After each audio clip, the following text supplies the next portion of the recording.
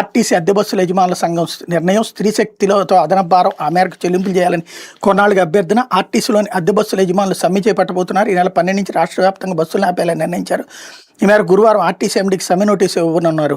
గతేడాది ఆగస్టు 15 నుంచి స్త్రీ శక్తి పథకం అమల్లోకి వచ్చాక బస్సుల నిర్వహణ వ్యయం పెరిగిందని అద్దె బస్సుల యజమానులు చెబుతున్నారు.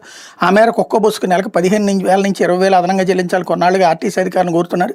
విషయం మీద ఆర్టీసీ యాజమాన్యం మంగళవారం రాత్రి సంబంధిత ప్రతినిధులతో చర్చించింది. ఒక్కో బస్సుకు నెలకు 5,200 చొప్పించేలా బుధవారం సర్క్యులర్ జారీ చేసింది. దీనిపై అద్దె బస్సుల యజమానుల సంఘం తీవ్ర అసంతృప్తి వ్యక్తం చేసింది. ఎంత పెంచుతున్నారు విషయాన్ని చెప్పకుండా సర్క్యులర్ జారీ చేశారని సంఘ నేతలు ఆరోపిస్తున్నారు. సమ్మెకు వెళ్లాలని నిర్ణయించుకున్నట్టు తెలిపారు. 2,419 బస్సులు నిలిచిపోతే ఆర్టీసీలు 2,700 అద్దె బస్సులు ఉన్నాయి. వీటిలో స్త్రీ శక్తి పథకం అమలవుతున్న Palle Velugu, ultra Palle Velugu, express, city ordinary, metro express బస్సులు 2,419 ఉన్నాయి. సమ్మెకు వెళ్తే ఇవన్నీ ఈ నెల 12 నుంచి నిలిచిపోబోతున్నాయి. సంక్రాంతి సీజన్లో ఇన్ని బస్సులు నిలిచిపోతే తీవ్ర ప్రభావం పడబోతుంది. ఇక్కడే డ్రామా ఏంటంటే ప్రత్యేకించి స్త్రీ శక్తి కోసం అని చెప్పేసి వీళ్ళకి భారం పడేది ఏంది? రెగ్యులర్గా నడిపే బస్సులోనే ఎక్కువ మంది మహిళలు వచ్చి కూర్చుంటారు. వీళ్ళకి పోయేది ఏముంది బస్సుకి అంటే ఇది ఒక నాటకం ఆడుతున్నారనమాట. ఈ నాటకానికి ప్రభుత్వంలో ఉన్న పెద్దల సహకారం ఏదో ఉన్నట్టు కనబడుతుంది. లేకపోతే సాక్షి సేమ్